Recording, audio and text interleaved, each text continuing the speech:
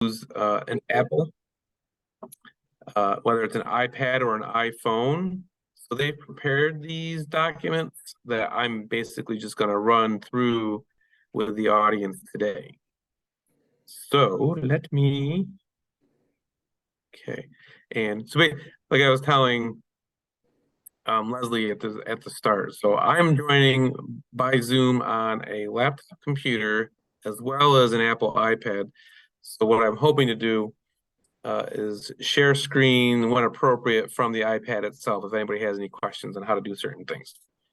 Okay, so let me go to the slideshow.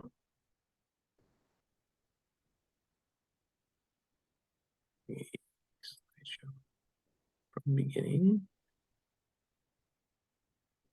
And let me share my screen.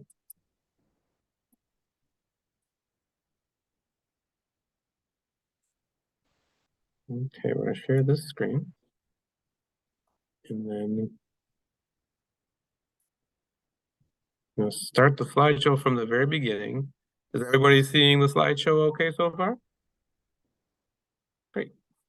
Okay, so this is the introductory slide. So we're talking about the mobile device basics for iOS, which is Apple's operating system for their smartphone, the iPhone, and the iPad. I'm Tom. I'm coming from Tompkins County Public Library. And as I said, the materials were created by Public Library Association and Digital Learn, and they were assisted on this project by AT&T. So today's agenda, so we're gonna go over introduction, and we're gonna focus on the skill building part. So navigating your device, getting connected, common apps, helpful settings, and there's a note at the bottom of the slide, and I think Leslie already confirmed that both Helen and Rochelle are using either an iPad or an iPhone. So there was that little note at the bottom of the slide saying if you don't actually have an iPad or an iPhone and you're not interested in this topic, please search for a topic that is more appropriate, and we would be able to help you with that. But I think we're all set there. Okay, so if people don't mind answering this question, I'm going to start out by saying, what is it about this topic that brought you to this workshop?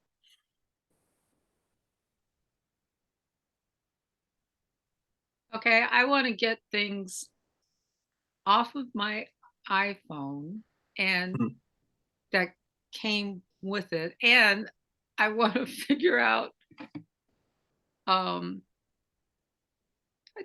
just to learn a little bit more, but I also want to figure out how to reorient it, because for some reason it doesn't do that reorientation when I move it around. Oh, okay. So you're talking like if you hold the iPhone up and down versus so the portrait view versus the landscape view, the screen doesn't rotate. Is that what you're saying? Yes, that is what I'm saying. Okay, great. Yeah, we could probably get to that after we go through the slides. I feel like when I was reading the instructor notes for this particular presentation, the Public Library Association and Digital Learn created this slideshow with the people who have not yet used these devices in mind. So I feel like some of these slides we can pause on briefly. I'll ask if anybody has any questions, and we might be able to just move along because you might already be familiar with what they're talking about. So Helen, were you going to say something? I have a mobile device. I have an iPad, and I find it very frustrating. I just want to learn more about it. Okay. Okay. I'm going to go ahead and advance to the next slide then. Okay. So this slide is basically using the image. So the smaller device on the left, that's the Apple iPhone, and the larger device on the right is an Apple iPad. So I feel like we don't need to spend too much time on this slide. I'm going to go ahead and move on. So this next slide discusses the basic differences. So both devices can connect to the internet by a cellular network plan or by a Wi-Fi network. The biggest difference I would say between the Apple iPhone and the Apple iPad is obviously the size and then the iPad itself does not have the ability to make phone calls. You can use the FaceTime app for video phone calls, but with the Apple iPhone, it has the application specifically for making a traditional phone call that we're familiar with pre-mobile phones. That's the biggest difference. Unless anybody has any questions so far, I'm going to go ahead and move to the next slide. So next slide is talking about touch gestures. So the common ones are tapping on the screen and then swiping up, down, left, right with your index finger on the screen. Are you both comfortable with that so far? Can we move beyond this slide, or do you have questions about touch gestures? Nope, know that one. That's okay. Okay, yep. I thought we might be able to skip a couple of these pretty quickly. So then the external buttons. So let me, like I mentioned, this might get a little weird because I'm going to hold up the iPad in front of the camera here. So like this is a little bit of an older iPad, but on the very top, it has the power button or the sleep button. And then on the sides, it's got the volume buttons. And at this point, if you've all used your devices fairly regularly, you're familiar with that part, correct? Yes. Okay. So unless there's questions, I'll go ahead and move on. The charging port, we all know where to identify the charging port. Basically, it's at the bottom of the device, whether it's the iPhone or iPad. You don't have a problem charging your devices, correct? Correct. Great. I'm going to move on. Okay, so I guess this is where I would stop and ask, unlocking your phone, this, depending on how old your device is, unlocking your phone or unlocking your iPad, you can use the screen that we're seeing right now, you can use a PIN number, or they call it a passcode. Or the newer devices, you can actually use like facial recognition. Does anyone have any questions about either maybe creating a passcode to unlock your phone or setting up facial recognition to unlock your phone? Is there any advantage to using facial recognition? I personally, I don't use it. I guess the advantage, I think, like if someone found what your passcode was versus they wouldn't be able to necessarily replicate your facial expression. There were questions back when at the start of the pandemic, how can you unlock your phone without taking your mask off, things like that. There are other feelings that how often do you want to start sharing all of your personal identity, whether it's just your fingerprint to unlock a phone or your facial recognition to unlock a phone? Because once you share that information with these larger companies, it's just out there. To me personally, it's just as easy to tap in a couple of numbers as it is to like put the phone in front of my face. But I guess potentially both facial recognition or fingerprint identification would be slightly more secure because you'd have to be there. Versus if you drop your phone and you happen to also drop a little notebook with your password that connects to your phone, that could potentially cause or allow someone to get into your device. Does that help answer that? Yes, thank you. Okay. So I'm going to go ahead, unless anyone has any questions. I think later in the slideshow, they're going to talk about how to create a PIN number for a passcode for your phone.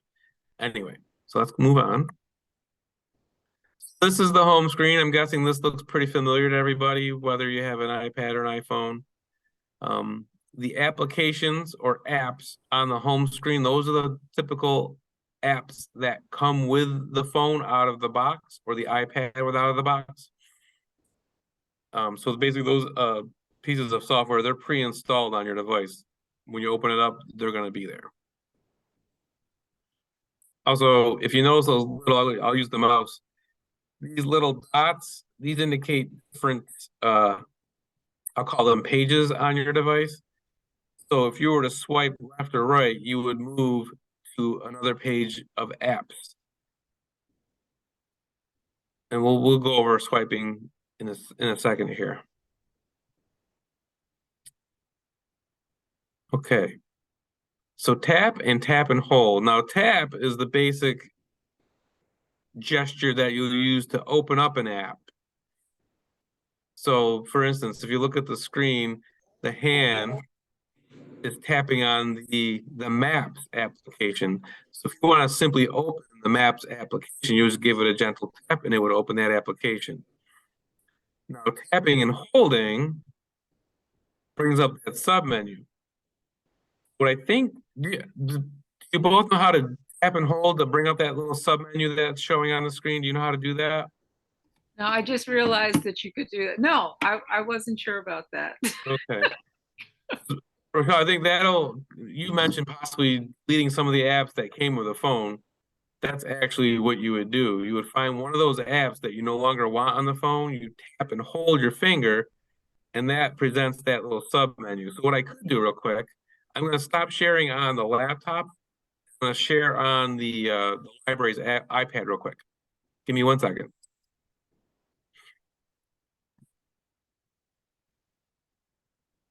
Oh, let me share on the iPad here.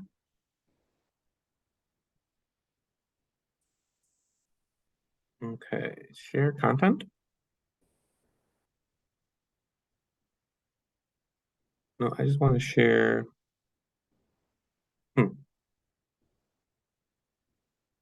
Screen. Yeah, there we go.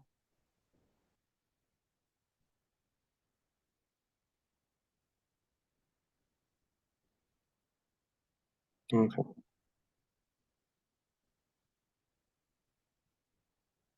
Okay, so I'm going to demonstrate on the iPad. I'm going to go ahead and let's say I no longer want on the right side of the screen, there's that green that's called Press Reader. It's an application for reading digital magazines. So if I tap on this application, if I no longer want it, see how they're starting to wiggle a little bit? Yeah. And so the menu disappeared pretty quickly, but it said edit home screen. But what also, if you notice, in the top left corner of that little app, there's the minus sign. So if I wanted to delete that app itself, I would just tap that minus sign and it would remove the app from the device. So I tapped on the minus sign. It says remove press reader. And if I want to go ahead and delete it, I would press where it says delete app. I'm going to go ahead and for now, I'm just going to tap cancel because I don't necessarily want to delete that, but I did want to demonstrate, since Rochelle mentioned it, there's certain apps she doesn't want on her device anymore. Those are the steps you would take to get rid of that device or that app on the device. Yeah, I've seen everything accidentally start to wiggle like that. And I was always afraid that if I touch something wrong, I'll delete everything. Yeah. Oh, it's okay. And now I'm going to go ahead and stop sharing from the iPad and go back and I'm going back into the presentation itself. Okay. And then let's go ahead and rejoin the PowerPoint here. Okay. I'm going to go back to the previous slide. Basically, when you tap, you just tap and it'll open up an application. If you press and hold, that's where it brings up that little menu that you can see underneath the hand. And then like edit home screen, that's another feature where maybe you want to rearrange some of your apps. You don't want maybe you want your favorite apps to be at the top of the screen instead of the bottom of the screen.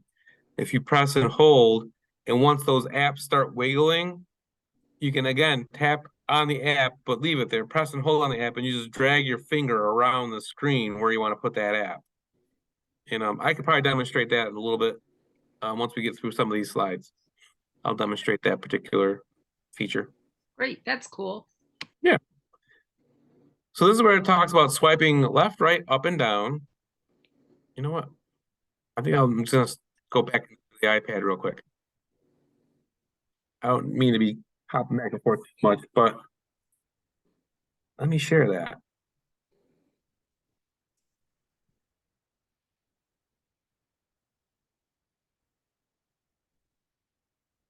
Okay, I'm going back into the iPad. Okay. So I'm gonna quick show a couple different things. I'm gonna press and hold on the Zoom app on the screen until everything starts wiggling. So like I was talking about, if I wanted to move Zoom somewhere to the top of the screen, I'm gonna press and hold again and just drag it to the top of the screen. So now it's the top of the screen.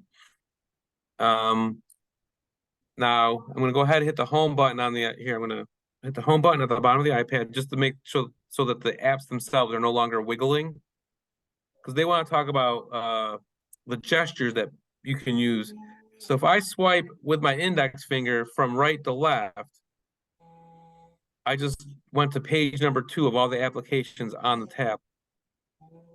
If I swipe with my index finger from left to right, I went back to my main homepage. If I go from left to right again, it shows these little widgets. So like there's the Apple News widget, there's the battery life widget reading 87%. There's the map widget, there's the stock market widget. Now, how will you use these particular widgets? That's up to your personal preferences. You don't have to use them at all if you don't want to. But to get to those, you would swipe with your index finger from left to right across the screen. And then to close them, just swipe from right to left. Now, swiping from the top of the screen to the bottom of the screen, I usually go from the top right corner, I'll swipe down. And what you'll notice with that is it brings up a little command center. So these are the different like behind the scenes components that make your device work. So if you notice the far right, there's that little microphone, that's your volume control. So I can go up with it, I can go down with it. Just to the left of the volume control is the brightness of the screen. I can drag that up to make it brighter. I can drag that down to make it less bright. Again, these are little personal preferences. You don't have to do exactly what I'm doing, but those are your preferences. There's that box in the top left corner. There's the airplane icon. So if you're on an airplane, you want to enter airplane mode by tapping on the airplane.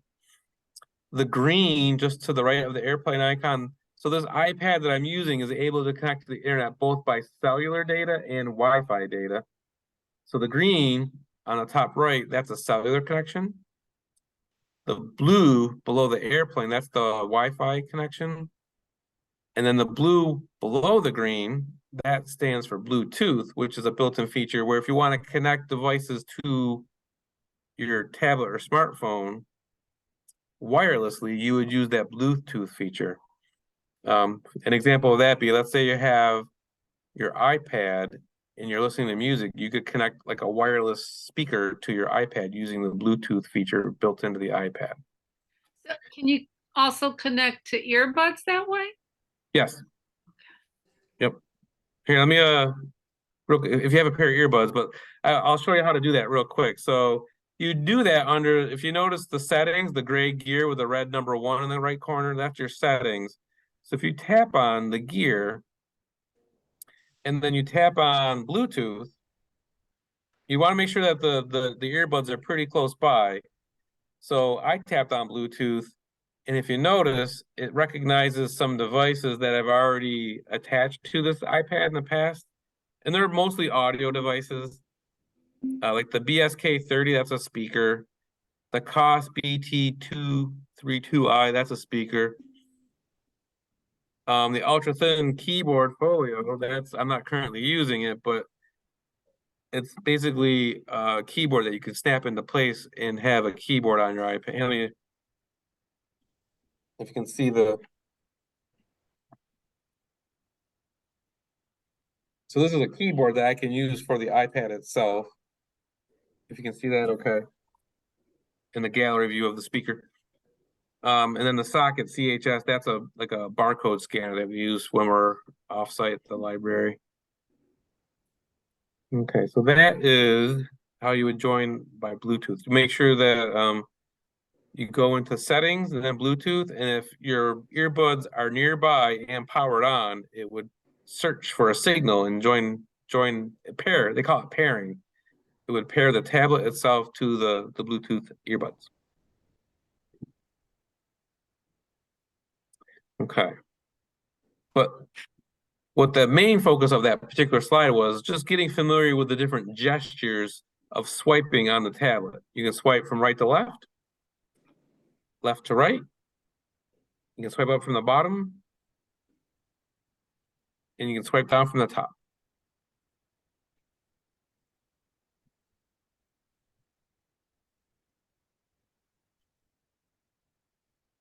So practice those gestures if you're not familiar with them.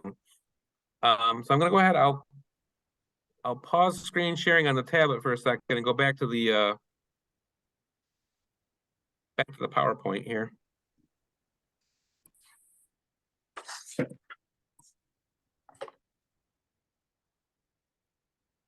Okay.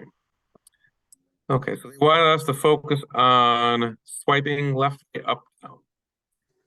And at this point, we all basically understand the difference between like a gentle tap opens an app, a pressing and holding on an app will cause it to like wiggle so you can like move it or delete it.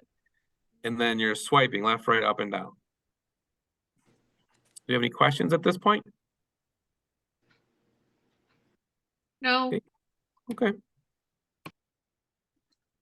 Okay, so activity 1, and this is pretty straightforward. If you've already used your device, I'm pretty sure that you're already familiar with the appropriate button to turn your phone on and off. Do you have any questions about powering your phone on or off, or your iPad on or off? Are you all set with that?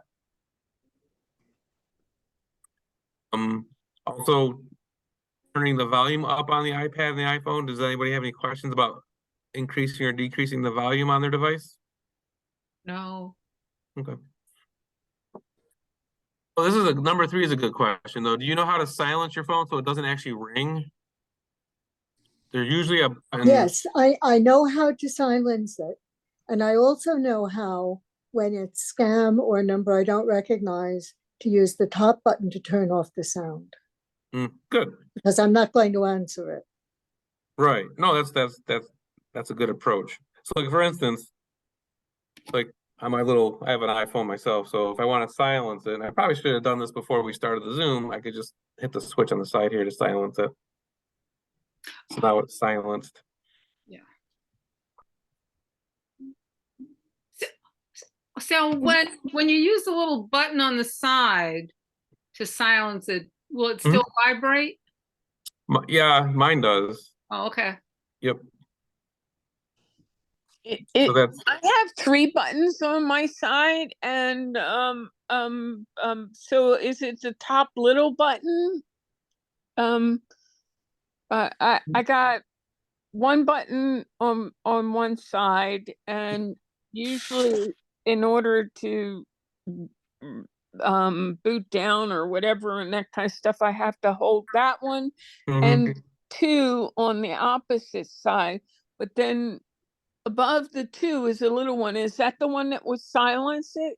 Right. So if you toggle between silence and so like with my phone, I have a little bit of an older iPhone, but if I silence it, I can see when I flip the switch, I can see like an orange, like yeah. Okay, that's right. what this one is, but I've not used it before. Right.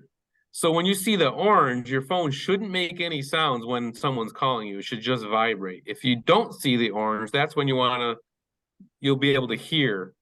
Yeah. I'm of the opposite thing. It seems like whatever happens, I guess because my hands slip and whatnot, that it lowers the volume, and I'm not receiving calls. I'm not receiving notifications of any emails or any of that kind of stuff. And but yeah, go ahead.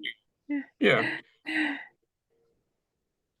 Because that's a good point though. So there's a little bit of a difference, like that very, very top button. If you switch on the top button, that would silence the phone. It would only vibrate. But you could also have the phone turned on. That top button could be turned on, but because you have the volume turned down low on the ringer, it might also be hard to hear. Yeah, So you- it's like all the notifications and whatnot, like calls I'm getting, scheduled calls, and Mhm. you know, I'm not getting any of the rings, so I have to set a timer for the scheduled times of calls because you know, it's constantly not ringing. I mean, that button, I guess I'm continuing to hit it or something like that or whatever, but it's always getting the volume down. Okay. So yeah, Wish there yeah. was a way to lock the volume up. Well, that's yeah. So, yeah, but at the very least, for your particular situation, you definitely want to make sure that the very top switch is flicked on or toggled on, so you don't see that little orange stripe. You don't want to see that. Okay. And then,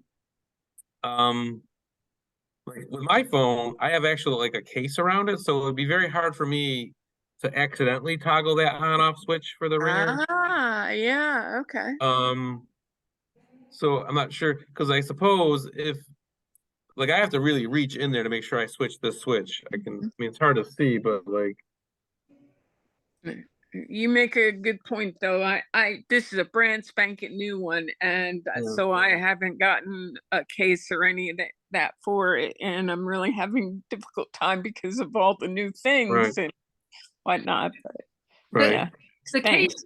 the case helps, but I do the same thing. I accidentally Mhm. turn that little top button off all the time. Right, So if you want your phone on, if you're expecting something, you really got to Yeah. check. And the case does help somewhat, but I still accidentally do it. And right. yeah.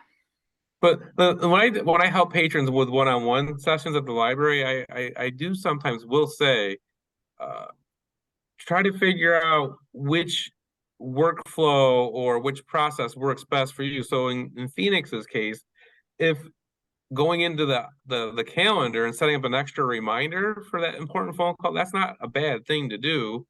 It is a little extra work, but if it's what helps you make sure that you get that important phone call, there's nothing wrong with doing that. Whatever works best for your particular lifestyle, there's nothing wrong with that. Okay. Now, so number 5 on this, I'm guessing that at this point you're all experienced users of your iPhones and iPads. Do you know how once you're on a website to scroll through a website just by using the finger gesture? Do you have any questions about that? No. Okay. I'm gonna go ahead and next slide then. So again, we mentioned this before, but each iPad and iPhone comes preloaded with a variety of apps, and they're labeling them as common apps. So like FaceTime, that's your video conference. It's basically like Zoom, but I think you FaceTime between Apple products. And if you're FaceTiming with friends and they have an iPhone and you have an iPhone, you would use FaceTime. If you have an iPhone and your friend doesn't have an iPhone, you could use something like Zoom. Or there's Google has an application called Google Duo. That's just another uh, video voice conferencing application. Duo. So just next to the FaceTime, you have your calendar, your photos, your camera, the email application, your clock, Apple News, the iTunes Store. That's where you go if you wanted to buy music. You have your address book or contacts. This one in the middle, the gray one, that's the really important one. Your settings, that's where you would make a lot of adjustments to your device. The other one next with that, the blue, that's the App Store. So if you want to add anything, like for instance, maybe you wanted to add Google Duo to your iPhone or iPad so you can video conference with someone who doesn't have an Apple product, you could the App Store and search Google Duo and add that application to your iPad or iPhone. Calculator, I find the calculator very handy. Find my device, maps, and then your notepad. Very bottom, if you have an iPhone, you have the phone application at the very bottom. iPads don't have this particular application. You don't make calls on an iPad, just the iPhone. Next to the phone app is the Safari. That's your web browser. That's how you search the internet. And then next is the texting or messaging application. And then the red one with the music, that's like if you go to the iTunes store, the purple app with the star, that's where you buy your music. Then if you want to listen to it, you go to the little music application itself. So I have a question. So how if you're so like the phone symbol, for instance, you have that in that lower spot. Yep. If it's not in that lower spot, do you move it down there just by doing that press thing? Right. Let me look at my phone because I don't think I have. Oh yeah. So that little area, that's like on an Apple computer, they call this like the dock. On my iPhone, I have two little folders that I bunch all my applications into, and I put those into the dock. So you can definitely drag and drop your applications as you see fit. Again, as it best fits your lifestyle. So in fact, what I might do after we get through a couple of these slides, when I think it's a good time to show you, I can show you how to, like, let's say you want to group all of your video streaming apps, like maybe you have the Apple TV app and the Netflix app, you want to group them together in a little folder. I can show you how to do something like that in a second here. Let's see, what's next? So specific to the iPhone, does anyone have any questions at all about either placing or answering a phone call? Have you pretty much gotten that part mastered, or do you have questions about placing and answering phone calls? Nope, that one I know. Okay, so that's what the next couple of slides are going to deal with. I have trouble when, for example, I'm reading my email and a phone call comes in and it appears at the very top of the iPhone in a bar across the top. And you have the choice to either answer it or not answer it. But sometimes when I touch the answer symbol, it doesn't always connect properly. Am I not doing it correctly? It sounds like you are doing it correctly. I don't have a great explanation as to why. Are you saying that you're not able to actually participate in the phone call after tapping the green button? Are you not able to basically answer? Let me. I mean, sometimes it works and sometimes it doesn't. Right. No, that's the screen. So this is where, like, I'm gonna pause on this screen. So what you, like, if you're in the middle of an email and you get a phone call while you're checking your email, comes in right across the top, right? Yeah, the time and the and the you should be able to just tap that green accept button. I'm sorry? You should be able, like, if in the scenario that you're describing, you should be able to just tap that green accept button and it should work. And I should be able to speak with whoever is calling me. Right. So, well, as I say, sometimes it does, and sometimes I must not hit it correctly or something. There could be like a different factor in, like, that's possible. Like if you haven't tapped it just exactly the way they want you to tap it, that might be a factor.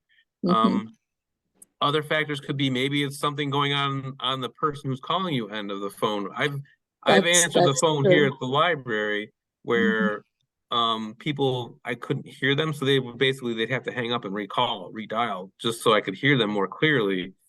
So there could be a couple of factors involved, but the way they've set it up is if you see that little alert pop up on the top of your screen, as long as you tap that green accept button, like appropriately, that overrides whatever else is going on. Okay. Thank you. Yeah. Because no, I've been in that same situation where you're not even expecting a phone call. You're in the middle of something, all of a sudden your phone starts like ringing at you. It's like an alert to make you jump. So I've had that little brief moment of panic, like, oh, what am I doing? What am I doing? So in those cases, I usually just take a breath and like focus. And they call these things smartphones for a reason, because they've tried to make them as like easy for us to use as possible. Well, I feel pretty stupid then, Tom, because this new thing is, like way, way, way beyond me. And, I was told when I purchased it, oh, you can go to the store and they'll teach you everything and whatnot.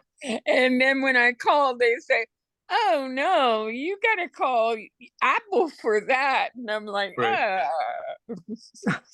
So, and at the end, if I remember, because I forgot to do this the last time, but I'll try to remember it today. When we wrap up today, I'll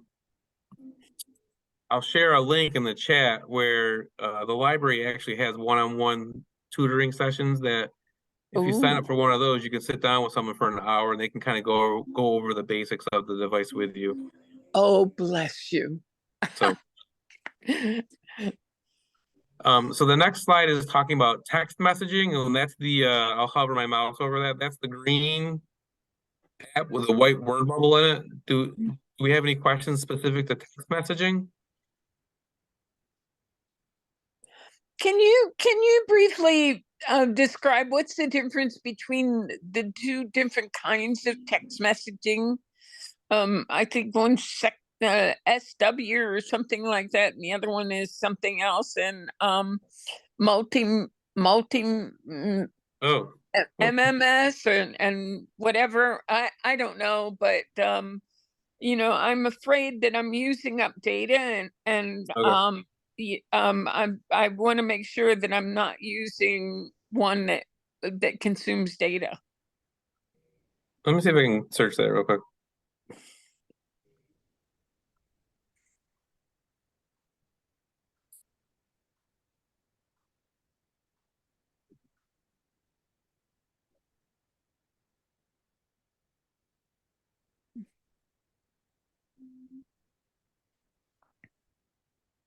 It's okay, Tom. I'm Yeah. going to make an appointment for you Okay. guys.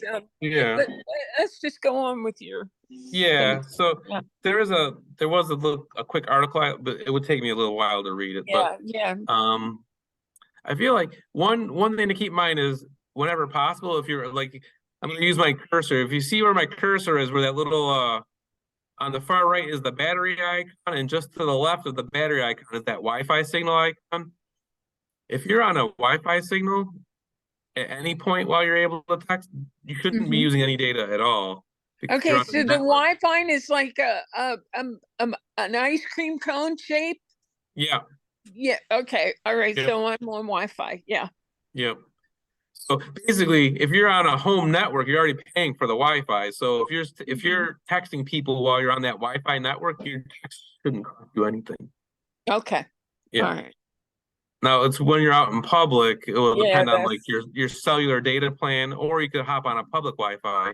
But what we're gonna hear in a few slides is when you're on a public Wi-Fi, you don't want to share like the really sensitive information.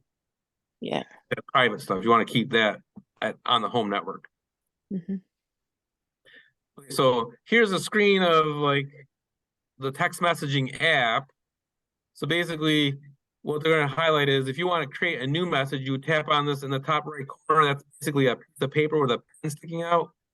So you would tap on that to create a new message. These other two messages, if you want to reply to those, you would just tap on those messages and just reply as you normally would. Let's go to the next slide here. So in the to field, if you already have the mom number in your contacts on your iPhone, you just tap the word mom and it'll recognize the phone number for it. Tap on that phone number, and then you start creating your message in the field, that lower part of the screen. And then once you're ready, you click that little green send button. Do you folks use email on your devices? All the time. Do you use the actual email app that was built in, or do you use Safari web browser? Oh, excuse me. I use the mail Oh. app. Okay. And so if you use the mail app, you've already set it up, okay, I take it? I think it got transferred from my other phone. It's sort of like got crazy because I had several different things, and and they all merged together and overloaded my cloud or whatever and that kind of stuff. So, you know, I'm just perplexed with all this new stuff, but you know. Okay. The exact same thing happened to me. I got the new phone and it overwhelmed my cloud. So now I've got to figure out how to get stuff out of the cloud that I didn't put there in the first place. Yeah. But I'm trying to figure out. You know, I have all these kind of gadgets, you know, like an external hard drive, because there's a lot in the cloud that I'd like to just save, you know, because it's important. But I don't want to have to pay the additional money to, you know, to expand my iCloud. Right. Yeah. And I don't know how to do those kind of things. So right. Yeah. but So maybe you guys at the library will help me. That's what I was gonna say. So those are like, those are questions we don't have the time to cover in this particular, but like we can definitely get you the link to creating an appointment and visiting us in person for a one-on-one. Okay. So anyway, if you were to create an email, if you wanted to use, so I'm gonna back up one slide. That Blue Mail app here, I don't actually use the Blue Mail app on my phone, because what I actually end up doing is using Safari down at the bottom of the phone. I use the webmail version. It's just a habit that I got into. But I do know how to, if anyone's interested in like sitting down, if someone wanted to take advantage of this mail app on their phone, we could definitely help people set it up during one of our one-on-one sessions. And then to do so, you'd go into your phone's settings, and then you'd go to where it says mail right in the middle here.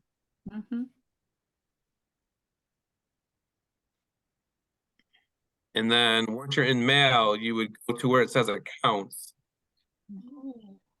And you would add the important account information. Basically, your username and your password is what you would add under accounts. So the username and password that you're adding is like I have Google Mail, so that's what I'm adding. Right. You would, yeah. So like janedoe@gmail.com, and then whatever the password is. Yeah. And then if you were to set it up on that mail app on your iPad or iPhone, you could check your Gmail in a variety of ways. You can go to Gmail through the like a web browser, or you can go to that mail app on your iPhone or iPad. Okay, got it. Okay. So the next topic is browser, which is the Safari down here. That's the one that comes with the phone. There are other browsers available. If you want to put them on your phone, you can use the Chrome browser. You can use there's a Mozilla. Yeah, Firefox. You can use Firefox if you want to. It doesn't like Zoom though, or Zoom doesn't like it. Okay. I had a hard time getting on. Interesting.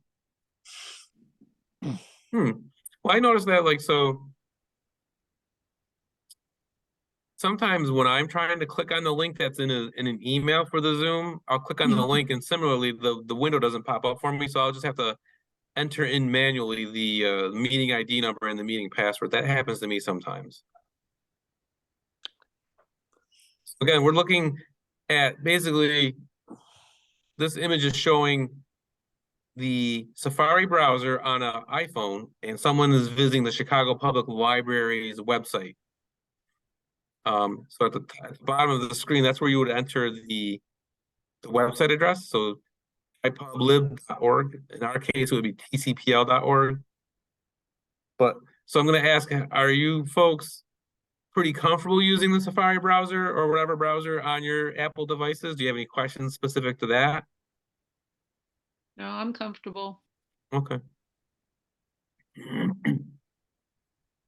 I'm having difficulty because of the fact that it's different swiping and whatnot that does things, and it's confusing from my previous phone. But like I said, I'm definitely going to take you guys up on you know, having that one-on-one. Okay.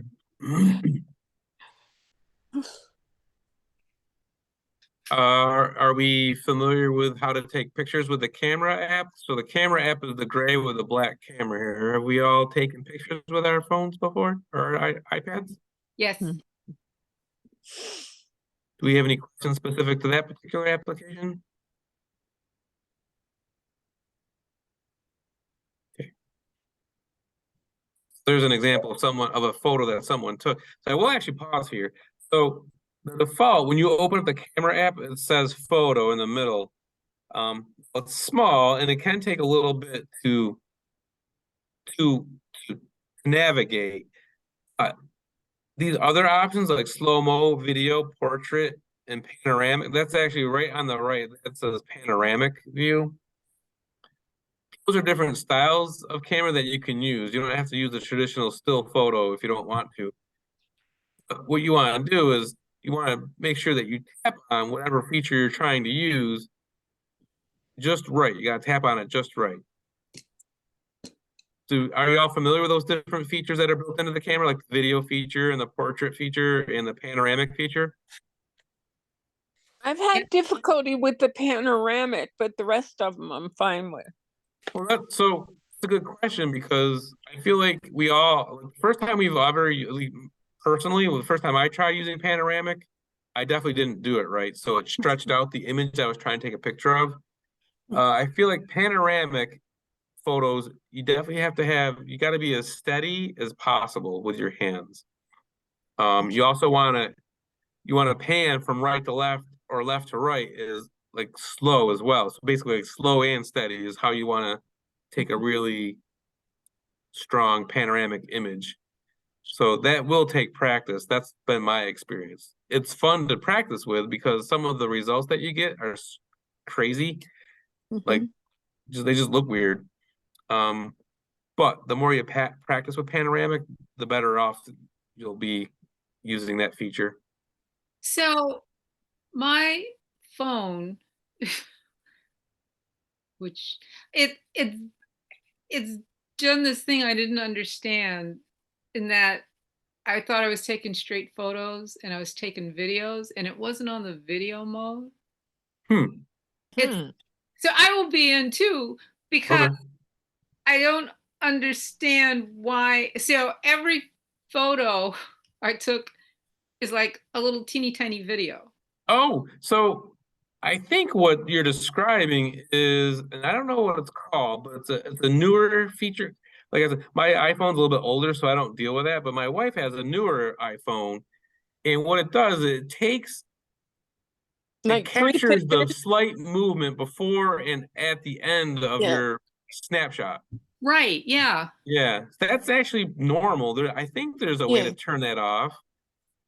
And it might be, if you look at this, it might have to do with either of the top left or top right. And do you see these little icons?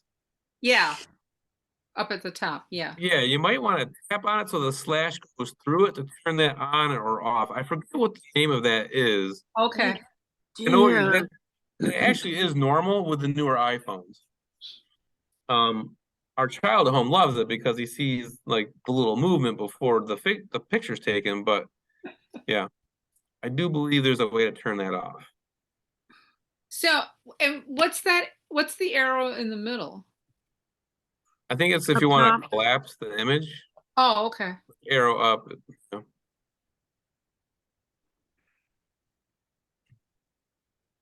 There's all kinds of editing features too, and it's really hard to, figure out what, Oh, yep, you're on it.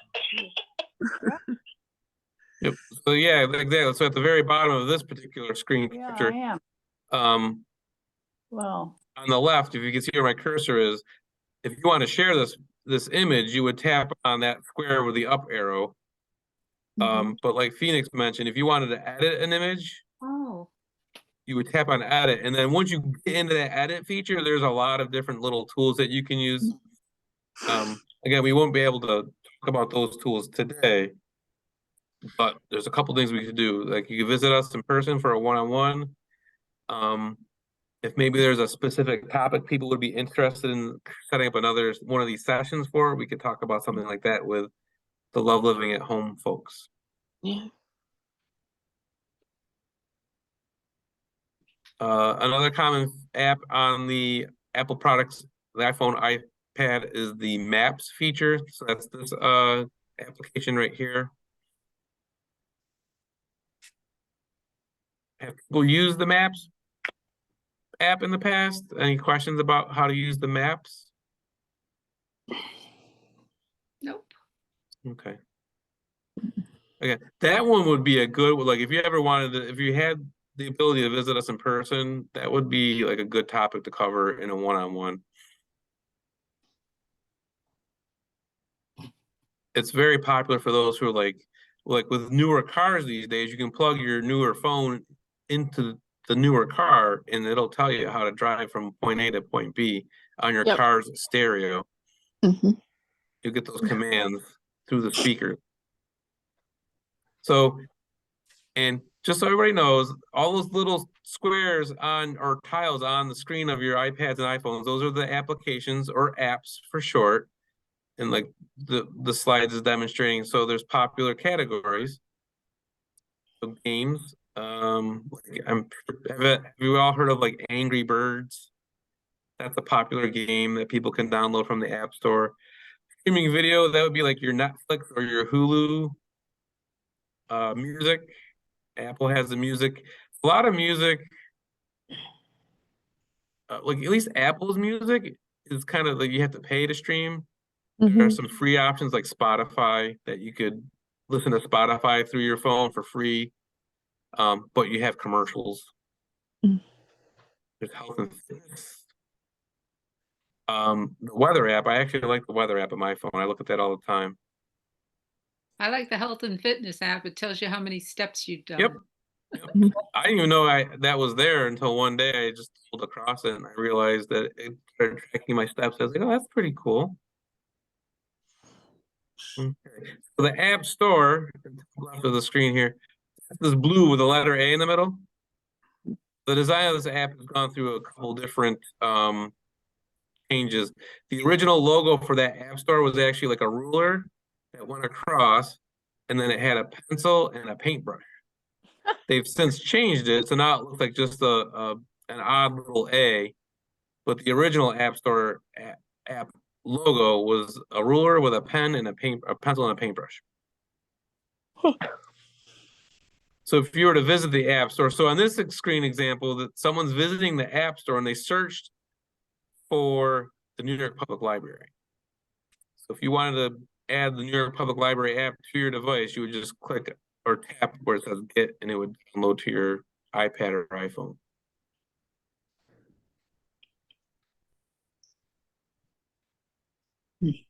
In this example, they're searching for dictionaries. This is the Merriam-Webster dictionary. So, I mean, let me back up one step.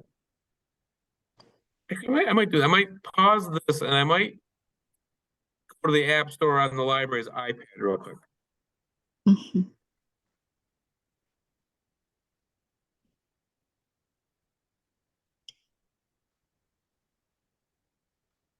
Okay. So first, on the lower half of the screen, or the bottom of the screen where the dock is, there's the App Stores right here. I'm gonna give that a tap.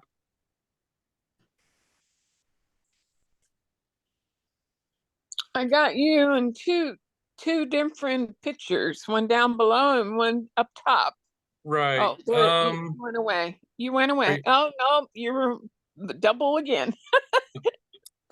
Yeah. So basically, what I'm doing is I'm trying to participate both with an actual Apple product, so I can demonstrate. But it might get a little confusing. But on the iPad screen share, I'm going to tap on the magnifying glass for search. Where's the magnifying? Oh, up top. And then, see, the thing is, I can't have the microphone active on both devices in front of me because then I'll get some feedback. So I have to mute the iPad. So I'm going to actually search for Libby. That's the ebook app that we have connected to the library. So you search for your app, and then if you notice on Libby, it says open instead of get because we already have Libby on this device. But if we don't have Audible, I could tap the Get button for Audible to add Audible to the device, but I'm not going to because Audible, you have to pay for those books. I want you to get your books for free. So I would just recommend using the Libby app. So that's basically a quick demonstration of how you would go to your app store, tap on the magnifying glass and search for an app. Hopefully you're able to follow that okay. Okay, and I'm going to go ahead and stop the share and go back to the slideshow. Now that was your iPad that had all those icons down the bottom? Yep, that was the library's iPad, Tiff.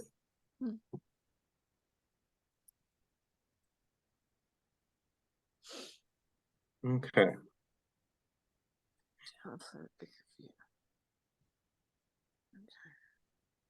Okay, so if you notice, we're at the App Store. They searched for dictionaries. They decided they wanted the Merriam-Webster dictionary. So if you really wanted to add this to your device, you would tap the little button right there on the screen.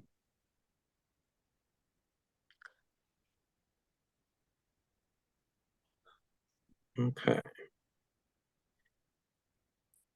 And so this screenshot is showing us what we talked about a little bit earlier, where your finger gestures, whether you're swiping or tapping and holding. So if you were to tap on the Merriam-Webster app, tap and hold, it brings up that little menu where you can add the home screen, you can share the app, or you can delete the app or remove the app.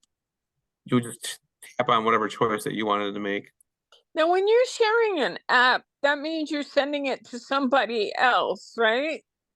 So it has to be a free app, right? Right. That's a good question.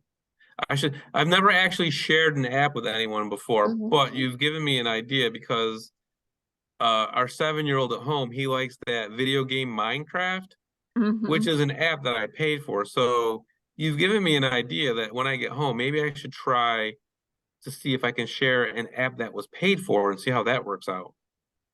Well, if you could share it with family probably, but I don't think you would be able to, be able to share it to somebody else. I think somebody tried to do that with me, and it told me I had to pay for the app.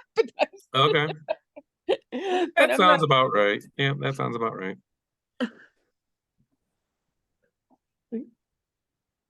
Okay. So now there's activity number 2. This is pretty straightforward. So what app would you use if you wanted to send an email? I think we all know it's this one here, the blue with the white envelope. If you want to search the web, we would use Safari, which is the little compass icon at the bottom of the screen here. Send text, you use the green with the white word bubble. That's your texting app. Oops, sorry, didn't mean to go forward yet. Record a video. You use the camera, and then once you're inside the camera, you want to select the video option. And then to make a phone call, which you only do on an iPhone, not on an iPad, but you have the little telephone application here. Oh, there's one question. How do you get back to your home screen when you have an app open? Now, on the newer devices, I feel like you just simply swipe from the bottom of the device up towards the top on the screen. Oh, let me try that. I'm sorry? I want to try that. Oh, yeah. Okay. No? Oh, yeah. So on there. Okay, cool. Thank you. But with older device, like this iPad here, is a little bit older, so it's got the home button at the bottom here. So if you have an app open on the older iPhones or iPads with a home button, just tap that home button. It'll take you to your home page. I'm used to that. I'm not used to this other thing of, swiping and whatnot. Yeah. And what's the 3-finger swipe? What does that, there's something that you do it from the left top side down and it brings up something, and I just I get really frustrated with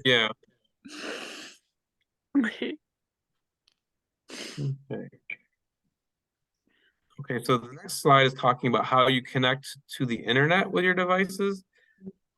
So cellular is like the phone connection. So both the iPhone and I'll use the iPad as an example. You can purchase an iPad that only has the ability to connect via Wi-Fi, but there's also a different model iPad where you can connect to the internet both by Wi-Fi or by a cellular data plan. So what that means is if you bought the iPad that connects by Wi-Fi and cellular, you'd actually have to also visit one of those service providers like Verizon or AT&T and tell them that you want to add a device to your existing data plan. So if you already use AT&T for your cellular phone and you plan on buying an iPad with a cellular connection, you'd want to tell them that you're adding basically another line and your bill will go up. Hey, Tom, is that the same thing as I almost, but last minute they threw a whole bunch of upfront fees that I had to pay. I almost bought a watch, and my doctor was really excited about the possibility of that happening, but I couldn't afford it. But would that be the same thing that I would need to do if I am able to get a watch? I think, yeah, I don't own one, but I think if the watch that you're purchasing has the ability to connect to the internet by both cellular and Wi-Fi, then you'd probably want to add the watch to your cellular phone data plan. Okay. Yeah. I haven't researched watches enough to like, I don't know if there are watches exist the same way like iPads exist, where if I want to buy an iPad with just the Wi-Fi connection, I would do that. It'd be a little bit, it would save me some money.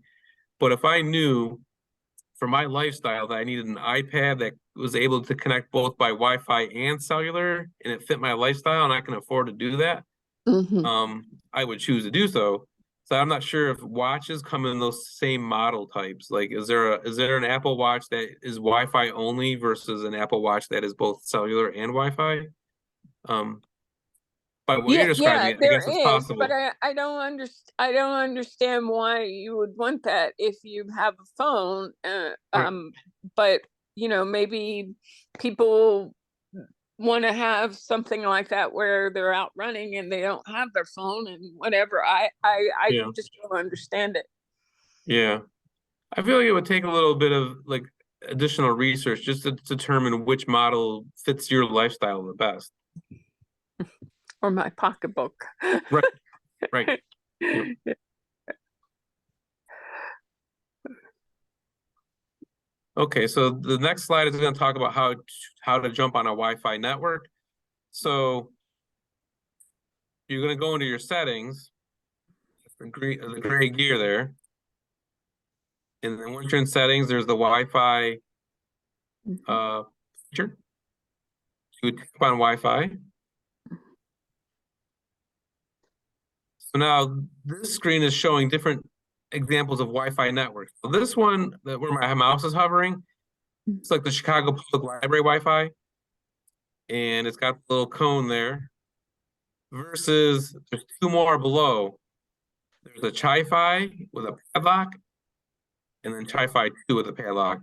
So these two with the padlock, they are called secure networks, but you would also need to know the password to join those networks. Versus the Chicago Public Library Wi-Fi is an open network. They don't require a password to join it. But they might ask you to sign in with your library card number, like we do here at the library. But this particular with no padlock, it's going to be an open network.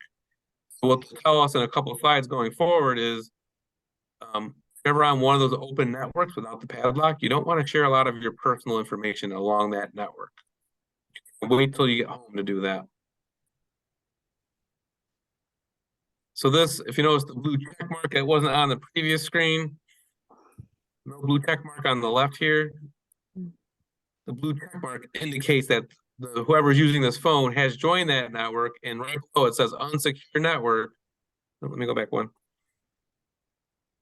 So when you see unsecure network, be careful of what you're sharing back and forth. You don't want to do a lot of online banking on an unsecured network. Okay, so now we're going to go, Wi-Fi security tips. Make sure that you trust the network. So like if you're in Chicago Public Library, I think that would be a network that you would consider trustworthy. or even the library's network here. So try not to send private information over public Wi-Fi networks. So that's like, again, you don't want to do a lot of online banking at the public library if you don't have to. If you do need to send personal information, make sure that the website you're using has the HTTPS, or another way to recognize is if it's got a little padlock logo next to HTTPS. The S stands for secure, it's encrypted. So if you have to absolutely do something over the public network, at least you're encrypting your information as you send it back and forth with that little S there. Mm-hmm. So if y'all have a home network, most home networks come with a password already to it. Does anybody have any questions about securing a home network with a password? Like, I'll use my personal example. We have a Verizon Fios home network. When they installed the network, they gave me the paperwork that also had the password included. I didn't have to create it. It was built in. So if there's no questions about that, I'll go ahead and move on.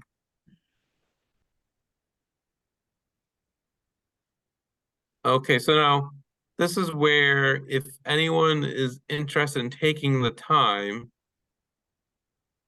maybe I'll share the iPad again. I'll just describe what they're talking about on this page here. Let me familiarize myself with the questions real quick. So you go to a network, write down the network, right? Okay, got it. I'm gonna stop sharing this PowerPoint. I'm gonna share from my library tablet real quick.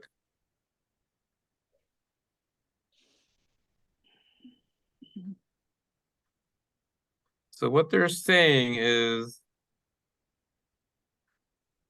how to recognize the different networks when you're going to a Wi-Fi. So I'm gonna tap on the settings gear icon. Next, I'm gonna tap on Wi-Fi.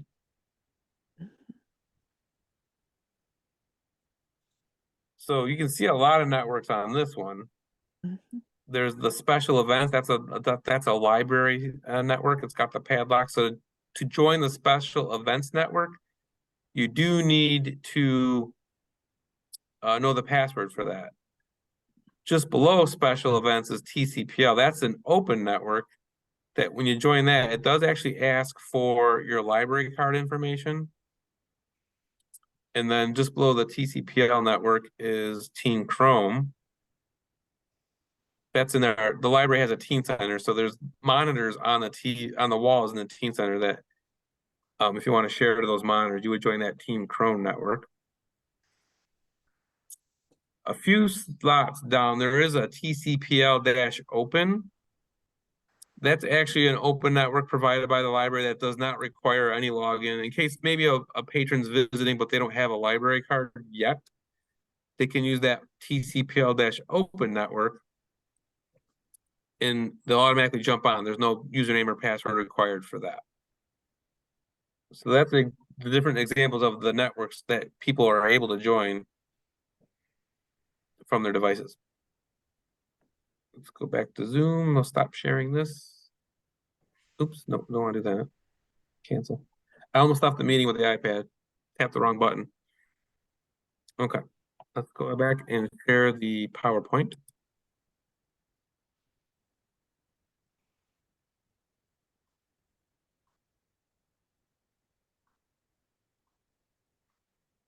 Okay. Oops, let me go. On this next slide, give an example. So if we're at a coffee shop, we want to join the Wi-Fi. Which of these Wi-Fi networks on the left here would we want to join? If we're at the coffee shop, does anyone? It would have to be the coffee roasters. Right, right. The other three, they have the padlock. If you don't know, if you're not friends with any of these other networks, you don't know the people who live at these different networks, you probably don't know their passwords. So yes, you would join the free coffee roasters public Wi-Fi. So the next question is, do you want to do any online banking while you're at the coffee shop? Is that a good idea? No, right. So hopefully, if you have any online banking to do, it can wait till you're actually at home and not do that at the coffee shop.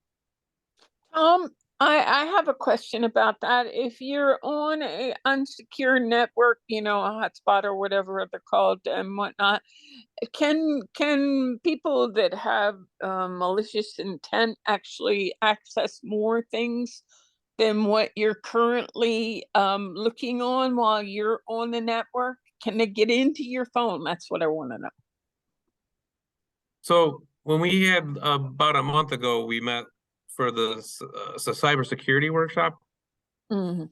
That question kind of came up, and I spoke to our IT professional Mhm. the following week to ask that. His experience is they really have to be hands-on. Well, he described it almost like sniffing around. So like if Mhm. you're in the coffee shop and there's someone with bad intentions also in the coffee shop, they're not likely to be able to get to like your address book unless they have the hands on your phone itself. Okay. His experience is most of the like fraudulent activity comes from like those spam and phishing emails that you get from people that you don't recognize. Mhm. So when you get those kinds of emails, you don't want to reply to those things. You just want to delete them. So that's I what learned the he hard way about that. right, You know, something looked exactly like Google, and right. it arrived at a time from the person that I was waiting to get an answer from, and boom, I hit it and woo, lost Right. my computer on that one. Yep.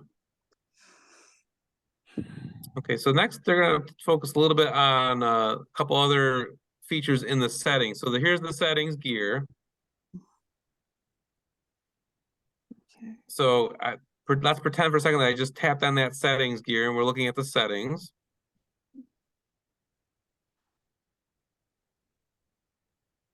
All right, so I'm looking at the menu here. What I don't see is what they're moving on to on the next slide, but basically it's how to set up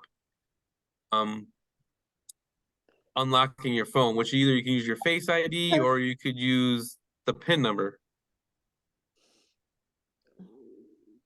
Does somebody have a question? What you should see under settings in this menu here, I'm gonna look at my phone real quick. I think it's Face ID. Yeah. So on my phone, it says Touch ID and passcode. So my phone's a little bit older. I don't have the option for Face ID. In this menu here, you want to look for depending on how old your device is, it'll either say like Touch ID and passcode, or it will say Face ID and passcode. So you would select that option and then decide whether or not what feature do you want to use to create that extra layer of security, whether it's the Face ID or the PIN number.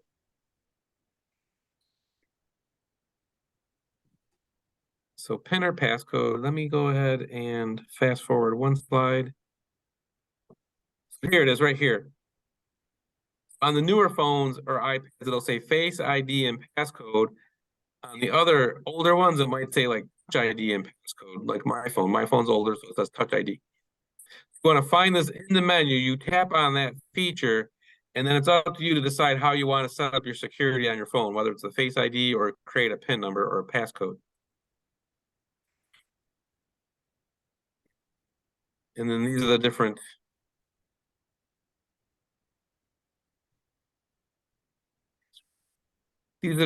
choices you can make how you want to implement the Face ID or the passcode. For instance, if you're entering the iTunes and App Store, do you want to use your passcode and Face ID to unlock that when you make purchases?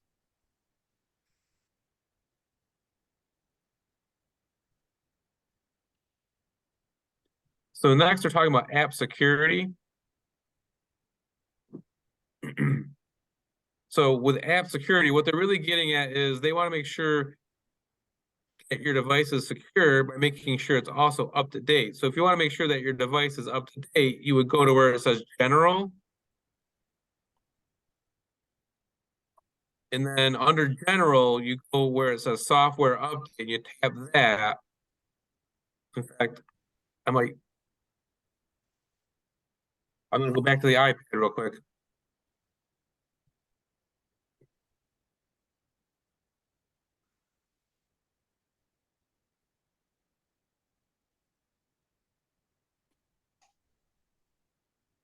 So if you notice on the iPad, under the gray settings here, it's got that red number 1. If I tap on that,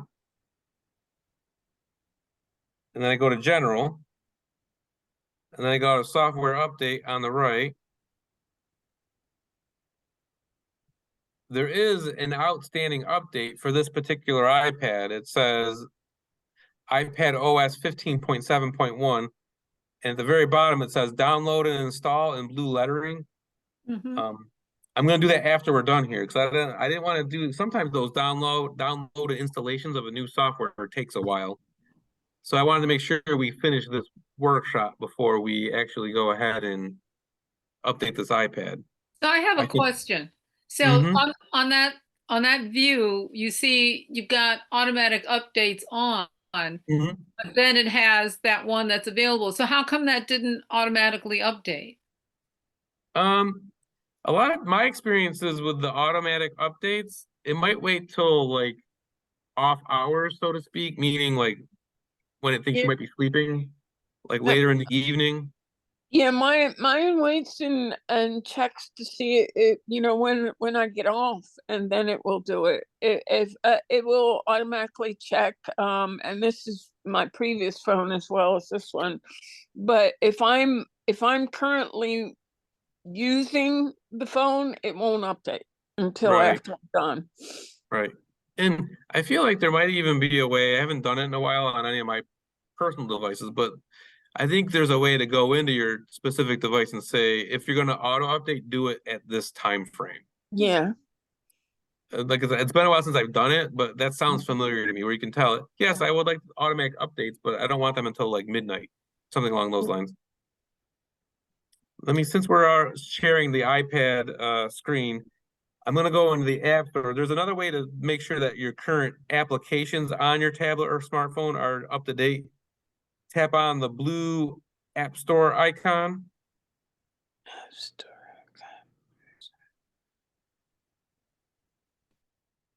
Here, so if you look at the bottom of the screen, it's the blue with the letter A. Okay. So I'm going to tap on that icon, or that app. Now, in the top right corner of the screen, there's the little circle with the head and shoulders image. If I tap on that, and I scroll through this menu, I'm going to stop here. If you can see where it says update also, if we look at this particular screen, there are 3 apps on this particular device that have outstanding updates. There's the Microsoft Teams app, the Google Chrome app, and then the Zoom app. So that's another way to make sure that all of your apps are up to date. I'm going to go through those steps one more time. So you want to open your App Store by tapping the blue with the white A. In the top right corner, there's the little blue circle with the head and shoulders. Now, depending on your own personal devices, it might be replaced by like a profile picture if you've customized your device that way. This one hasn't been, but in the top right corner, that blue head and shoulders, it brings up the account information. And if I swipe just a little bit where the updates are, I can, when I'm done here, I can just tap that update all on the top left, and it'll update those apps that are not currently up to date. Okay, so let's go back to the slideshow presentation.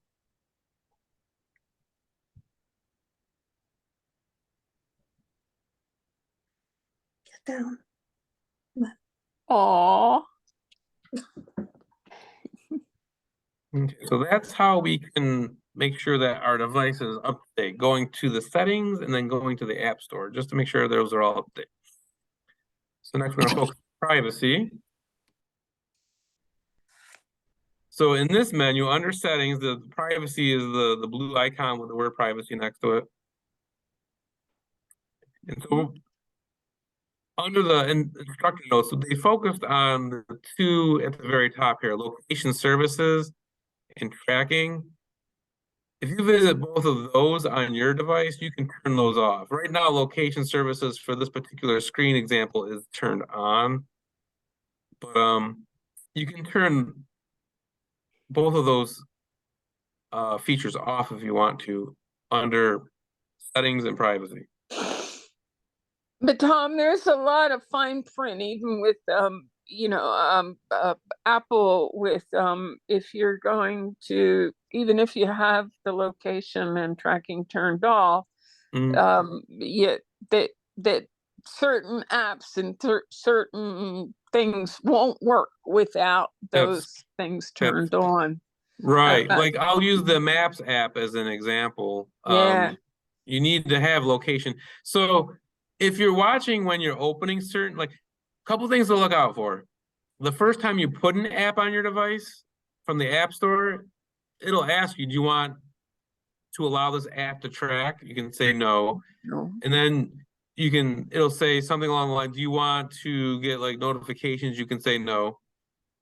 But there's been times when certain apps, like the Maps app, I'll open up the Maps app after I've added it, because Google also has a Map app. So I'm going to use that as the example.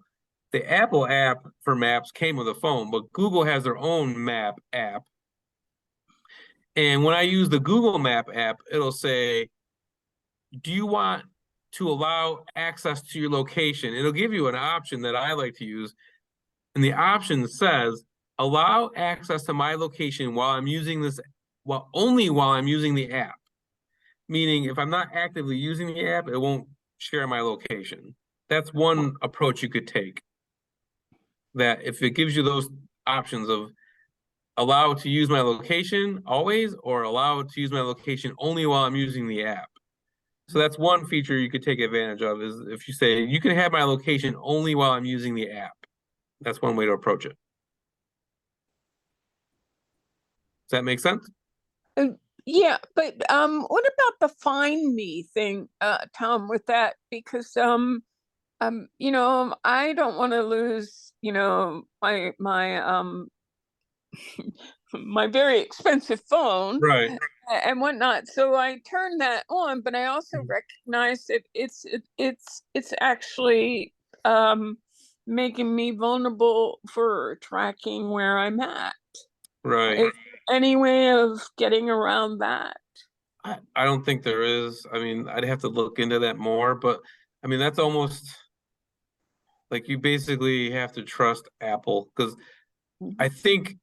I'm guessing, without doing a little bit more research into that particular question, if you have the Find My iPhone or iPad turned on for your specific device, the only people who are getting that information would be Apple.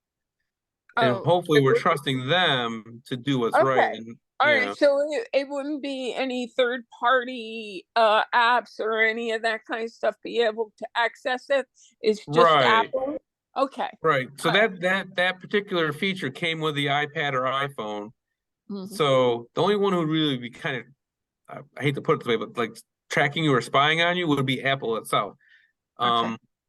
And as long as they don't suffer like an enormous data breach by a malicious third party, you should be okay. The next slide is talking about accessibility. So again, you'd go to the gray gear for the settings. And then you would tap on the blue accessibility feature. Yeah.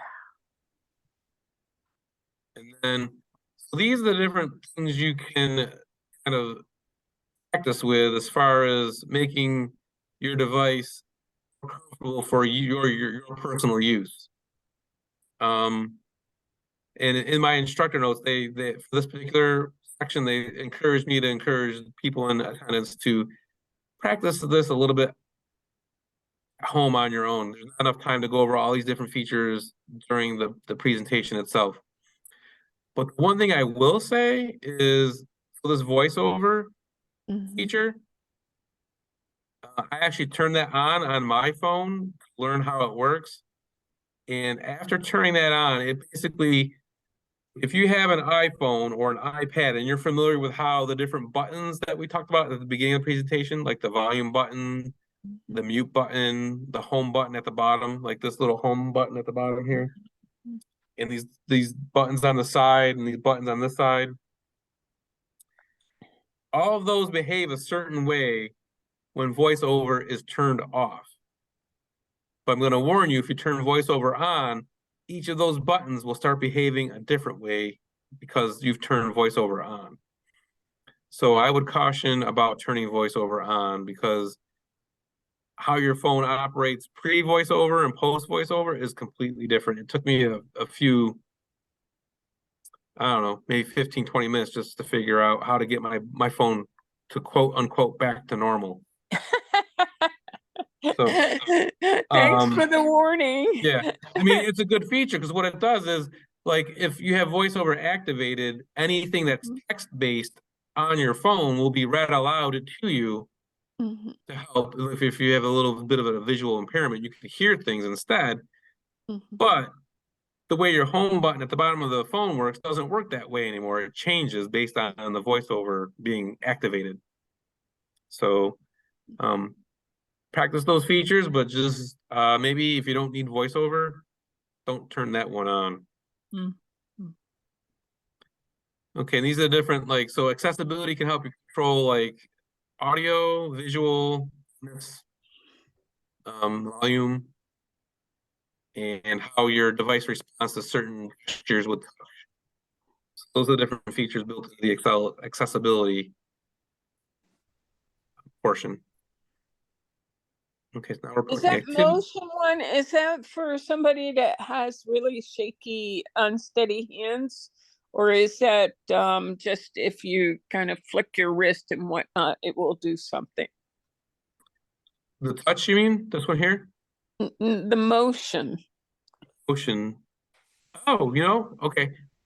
I've never used it. I haven't tried that particular. Yeah. Let me just see what I have. Hopefully this won't turn my phone a little haywire. Maybe we shouldn't do that. So basically, if I go to motion, there's 3 options. It says reduce motion. Reduce motion, reduce the motion of the user interface, including the parallax effect of icons. I have no idea. Yeah, I'm not sure what that means. So, okay. yeah, but I'm not gonna turn it on right now, just in case it causes my phone to go a little bit haywire like the other feature did. But it's something we can explore. Yeah, I think with my other phone, if I shake the oh, I'm doing it now, and it just did it. Oh my God.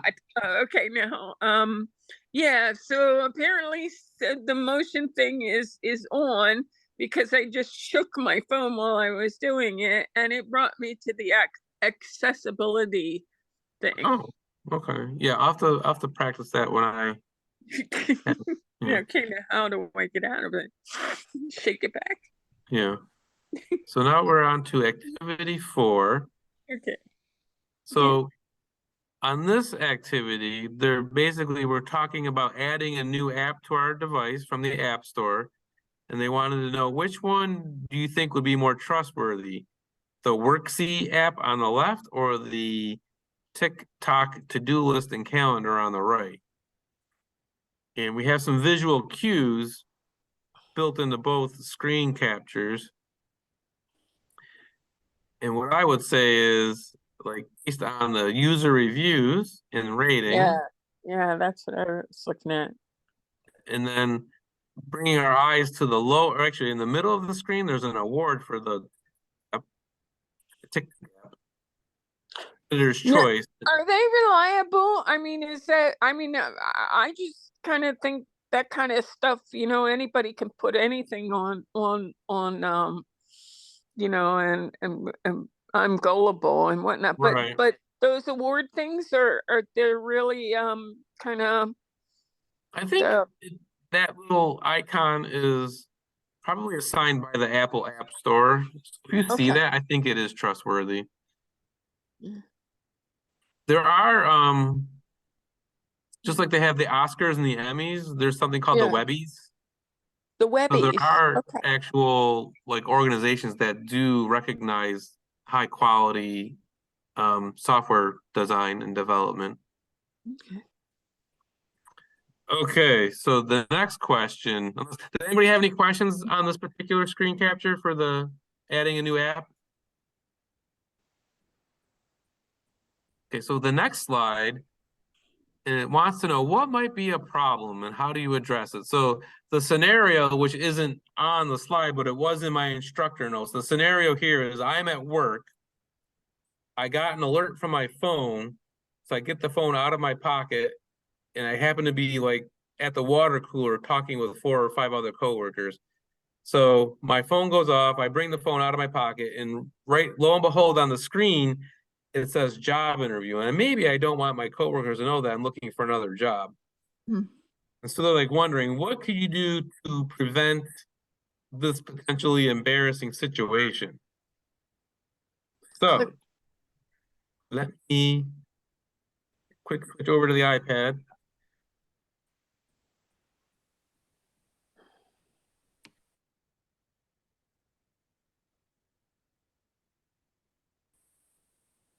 Okay, I'm going to re-share the iPad screen. So we're going to go into settings in a second here. So under settings, if you notice the red notifications feature, Mm-hmm. so I tap notifications, and then they specifically ask, the example they're giving us for the calendar notifications. So if I tap on calendar on the right, what you could do, if you look a little bit closer to the bottom of the screen, it says lock screen appearance. It says show previews. Now this tablet, and if you notice, it says always parentheses default. So that's what's going on in the example they're sharing in the PowerPoint presentation. If you didn't want to say see a full preview of an appointment from your calendar, you go to show previews, tap on that, and you could, instead of having always, you could have never. Mm-hmm. That would be one way to potentially avoid that sort of embarrassing example that the PowerPoint presentation is giving us. So when your calendar sends you an alert, you grab your phone out of your pocket and it says, oh, you have a job interview at 11. And your coworkers at the water cooler are asking, wait, what job interview? What you could do is tell your calendar to never show you the preview. You would just get the alert that something's taking place at 11 o'clock or 12 o'clock in the afternoon. Tom, So that was tricky because I was looking, well, you missed it because it's 12 o'clock. Right. You know? Yep. but anyway. So that's just one little feature that they're talking about in that particular slide. All right. Right, yeah, 12. Yeah, it's like, so the clock says 12, but the interview is at 11. Well, You missed it.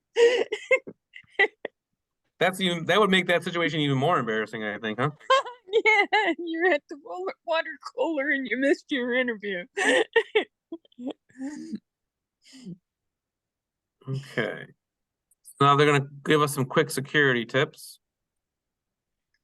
So, did you put this together or somebody else put this together? It was the Library Association. They create a variety of instructional materials on a variety of topics. So this one's just specific to the portable Apple devices.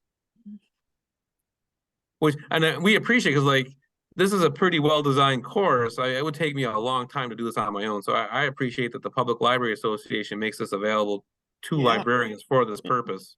It's a good time saver for us. Okay, so they're going to recommend on any device you have, iPhone, iPad, if you know how to do it, definitely set up a passcode so that you have to unlock it just to get into your device. Download trusted apps only. Review your privacy settings and adjust them. So we covered that briefly. Trust notifications to change what appears on the lock screen. We just talked about that. We talked about how to make sure everything's up to date, the device itself or each individual app on the device. We showed you how to update those if you need to. So activity number 5. you want to open an app on your phone, what do you need to do? So we talked about this at the start of the presentation. To open any app, you would do what? Hit it. Right. Yep. Basically tap it. Touch it. Yep. Give it a quick tap. It'll open it. Mhm. So question 2, which Wi-Fi network does not require a password? The one up top, CPL. Yep. So basically the American Library Association, their headquarters are in Chicago. So a lot of their like screen captures will be Chicago related. So that's the Chicago Public Library. Yeah, exactly. So this one here, CPL Wi-Fi. I was going to ask you. You don't get Wi-Fi from Chicago all the way down here, do you? No. So it's just easier for them when they design these to use the local and whatever screen capturing imaging they're doing. Okay, so keep your information safe when connecting to Wi-Fi network. What should you do? Should you only connect to a public Wi-Fi network you trust? Don't send private information over public Wi-Fi networks. Use secure websites that begin with HTTPS or all of the above. All of the above. I would say all above too. Yep. Correct. And then on this screen example, which of the icons on the screen would you tap to create a new message or start a new message? The little letter with the pencil. Yeah, the pencil. Yeah, there we go. Yep, so correct. And then if you want to search the web, which app would you use? The one down at the bottom, next to the phone one. Yep, the Safari, yep. Yeah, it's a compass thing or something. The compass. Now again, that one comes with your device. If you wanted to get Firefox or Chrome, you could always do that. Yeah, I got mine down there. And then which app do you use if you want to add a new app or download a new app to your phone? The App Store. Yep. That's that white letter A with the blue background. And remember, not that it's important, but originally this was like a ruler, paintbrush, and a pencil. But they changed it. How long ago was that? Because I've been an Apple person for a long time and I don't remember that. It was okay. I would say maybe early 2000s. So 20 years ago at this point, yeah. Okay. You're showing your age. Yeah. Where do we go if we want to create a passcode for our device? Face ID and passcode. Yep. Yes. And if you no longer want the dictionary app on your phone, what do you do? Press and hold and shake. Yeah, so press and hold, and once they start to shake, you click on the red Move app. Click on that. Yep. Once upon a time, you were not able to delete the apps that came with the iPhone or iPad. Apple changed that recently. Yeah. So there's, But does it remove it from the cloud as well? I don't know. I mean, you could always get it back if you wanted to. Just go back into the App Store and search for that app that you deleted. You could always do that. Well, so long as they're still supporting them. That's why a lot of times I won't remove some, because they end up every time they do, a new series of, things, they remove some of the apps. Some of the older apps are really good. Okay. Yeah. So last slide is about asking if for any questions. I'm gonna go to the next slide, but if anybody has any questions, feel free to ask. I just want to see. Okay. So this slide says that basically this is a summary of what we went over. And I did want to highlight, if anyone is ever interested, you can access a lot of these types of self-paced tutorials at this website, digitallearn.org. And they're free to use. That's the Public Library Association created that website they also created these materials that we're using today. So If you're ever curious, there's a skill you want to learn and you have the time, you can go to digitallearn.org. They have a full catalog of a variety of different topics. And that's the whole slideshow. So I'm going to Hey, stop Tom, sharing. is there any way that you can kind of put that in the chat, because I'd like to have that, but I don't have the hand ability and whatnot to write it down.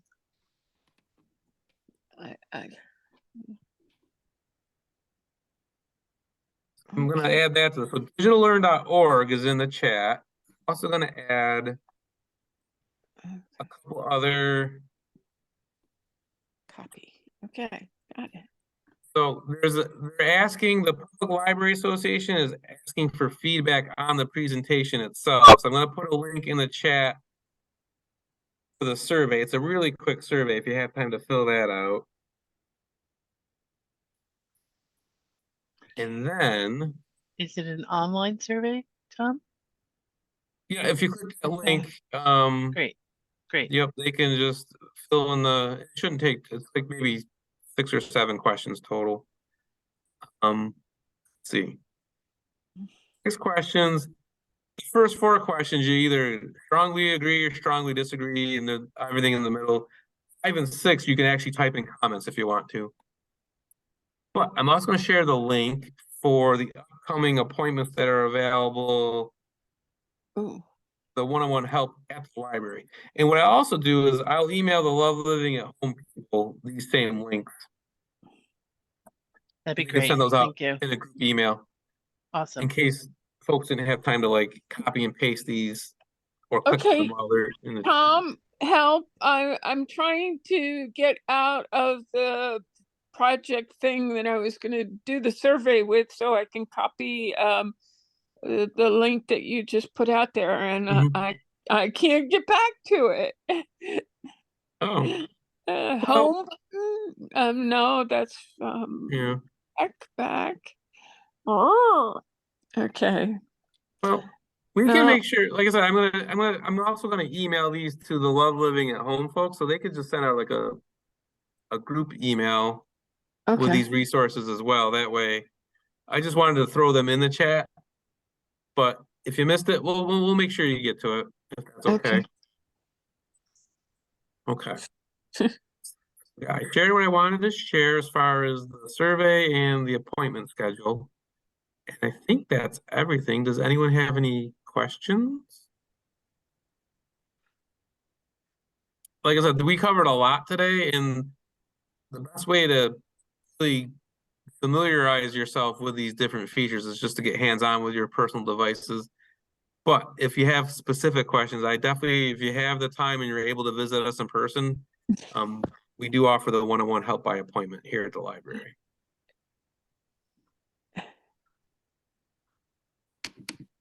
Okay. Well, I guess if no one else has any other questions, I think that we're all set. Thank you. I'm sorry I got on late because I couldn't connect to Zoom. Oh, Yeah. okay. Apparently was there having- was, yeah, apparently was more having- people had trouble, lots of people had trouble getting on. So Okay. that's too bad. But I recorded this session, so people will make sure people. Oh, yeah. Also, Leslie, if there's demand, we can always set up a second We one. could do it again. Sure. Yep. That'd be Yeah. great, Tom.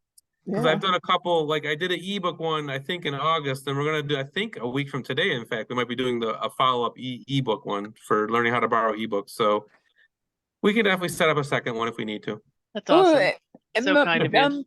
Yeah, Tom, I'm gonna set up something you know, to come down to the library, because I do better with hands-on and seeing, you know, as I'm practicing it. Right. But I still haven't been able to get on Libby, is it? Yeah, we can definitely help with that. All right, okay. And I think, like, let me just check my calendar real quick. I think we're meeting next week for Libby. If you're free next week about the same time, let me check my calendar here. That's the 10th, maybe? You're coming here, or I need to come? No, same setup. What we're gonna do, yeah. So basically, November 10th from 2 to 3:30, we're gonna do another Zoom workshop for Love Living at Home. Woohoo! Okay. So a week from today. We're gonna Awesome. go over Libby. Yeah. Okay. Yay. Will Yeah. you record that as well? Because I have something else going on then. I'm sure we will. Thank you. All Yep. right. Okay. All right. Well, thank Well- you again, everybody, for stopping by. And thank you, Tom, for teaching us people new tricks. Yeah, no problem.